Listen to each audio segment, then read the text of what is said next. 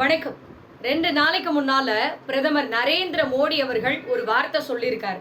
என்னன்னா, பீகார் மக்களை, பீகாரிகளை தமிழ்நாடு அரசு கொடுமைப்படுத்துது அப்படின்னு. அதாவது நான் அடிக்கடி ஒரு வார்த்தையை சொல்லுவேன். தற்குறி தற்குறி சங்கிகள் அப்படின்னு நான் சொல்லுவேன் பாத்தீங்களா.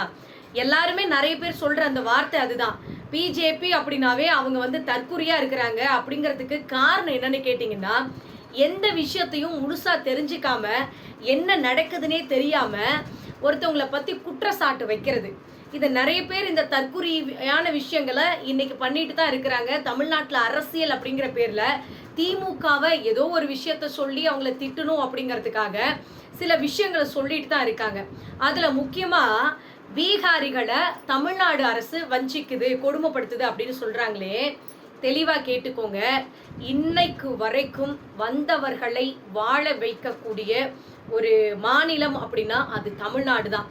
நீங்க எங்க போய் நின்னீங்கனாலும் பரவாயில்ல, சாதாரணமா ஒரு சிட்டிக்குள்ள போய் பாருங்க. அங்கங்க துணி விற்கிறதா இருக்கட்டும், அங்கங்க பானிபூரி கடை வச்சிருக்கிறதா இருக்கட்டும், மேக்சிமம் நம்ம சேலத்துல எடுத்துக்கோங்க. நம்ம சேலம் மாவட்டம் அப்படிங்கிறதால நான் சொல்றேன்.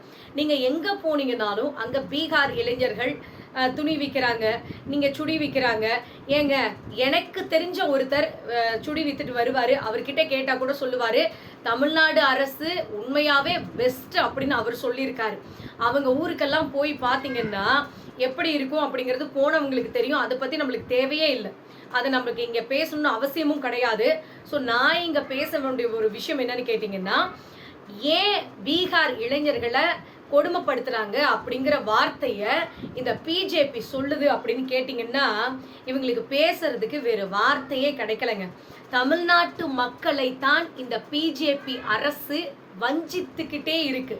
இன்னைக்கு வரைக்கும் தமிழ்நாட்டுக்கு தரக்கூடிய கல்வி நிதியா இருக்கட்டும், இந்த 100 நாள் வேலை திட்டத்தை கொடுக்குற மாதிரி கொடுத்து புடுங்கிட்டாங்க. அதை கேட்கறதுக்கு அதுக்கு எந்த ரெஸ்பான்ஸும் கிடையாது. மும்மொழி கொள்கையை ஏத்துக்கோங்கன்னு சொல்லி ஹிந்தியை திணிக்கிறது, இந்த மாதிரியான விஷயங்களை செஞ்சு தமிழ்நாட்டை தொடர்ந்து வஞ்சித்து கொண்டிருக்கக்கூடிய பிஜேபி சங்கிகளுக்கு திமுகவை பத்தி திட்டுறதுக்கு வாய்ப்பு கிடைக்கல. அவங்கள பத்தி என்ன சொல்றதுன்னு தெரியாம இதை சொல்லிட்டு இருக்காங்க. நீங்க வேணா போய் ஒரு சர்வே எடுத்து பாருங்க. மைக்க கொடுத்து ஒரு பீகார்ல இருக்கிற வட மாநிலத்து இளைஞர்கள் இங்க தமிழ்நாட்டில் இருக்கிறவங்க கிட்ட கொடுத்து பேட்டி எடுத்து பாருங்க. அங்க எத்தனை பேர் தமிழ்நாட்டை பத்தி எந்த அளவுக்கு சொல்றாங்க அப்படிங்கிறது உங்களுக்கு புரியும். ஸோ அதனால ஏதோ ஒன்று சொல்லணும் அப்படிங்கிறதுக்காக சொல்லிட்டு இருக்காங்க. அப்புறம் இன்னைக்கு ஒருத்தர் சொல்லியிருக்காரு, தாவேக தலைவர் நடிகர் விஜய், எப்போ பார்த்தாலும் விஜய் விஜய்னு வீடியோ போட்டால் உங்களுக்கே சங்கடமாக போயிடுந்தா.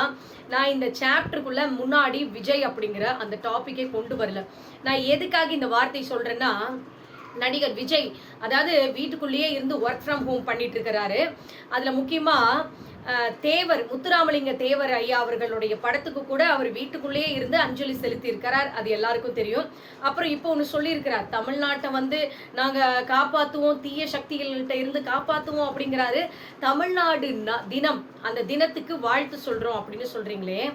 தமிழ்நாடு அப்படிங்கிற பெயர் யாருனால வந்தது அப்படிங்கிறத யோசிச்சு பாருங்க. அந்த ஒரு வரலாறை தெரிஞ்சுக்கிட்டு அதுக்கப்புறமா நீங்க பேசுங்க. ஸோ இங்கே வாழ்த்து சொல்றதெல்லாம் தப்பு கிடையாது, நாங்கள் வரவேற்கிறோம், சந்தோஷமா இருக்கு. ஸோ ஏன் இதை நான் இந்த இடத்துல சொல்றேன்னு கேட்டிங்கன்னா, இன்னைக்கு வரைக்கும் தமிழ்நாட்டு மேல அதாவது எப்படி சொல்றதுன்னா, ஒரு தாய்க்கு ஒரு பெயர் சூட்டிய ஒரு தலைவன் அப்படின்னா அது நம்முடைய திராவிட முன்னேற்ற கழகத்துல இருந்த நம்முடைய தலைவர்கள் தான். பேரறிஞர் அண்ணா சொன்னார், தமிழ்நாடு அப்படின்னு பெயர் மாற்றம் பண்ணணும் அப்படின்னு.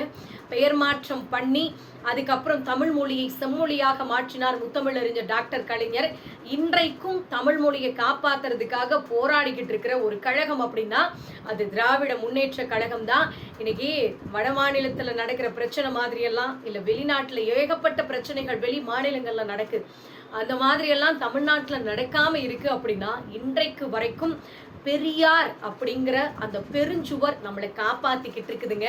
பெரியாருக்கு பின்னால் நின்று இந்த தீய சக்திகள் கிட்ட இருந்து நம்மளை காப்பாத்திட்டு இருக்கிறவர் நம்முடைய திராவிட மாடல் நாயகர், நம் தமிழ்நாட்டினுடைய முதலமைச்சர் ஐயா மு.க. ஸ்டாலின் அவர்கள் இன்றைக்கு வரைக்கும் நம்மளை பாதுகாத்துட்டு இருக்காங்க. அதை புரிஞ்சுக்கணும். யார் தமிழகத்தை வஞ்சிக்கிறாங்க, யார் வட மாநிலத்தில் இருக்கிறவங்களுக்கு கொடுமைப்படுத்துறாங்க, யார் தமிழ்நாட்டை கொடுமைப்படுத்திட்டு இன்னைக்கு வரைக்கும் வளரக்கூடாது அப்படின்னு நினைக்கிறாங்கன்னு மக்களாகிய உங்களுக்கு தெரியும். நீங்க இதை பத்தி என்ன நினைக்கிறீங்க அப்படின்னு மறக்காம கமெண்ட் பண்ணுங்க. நன்றி, வணக்கம்.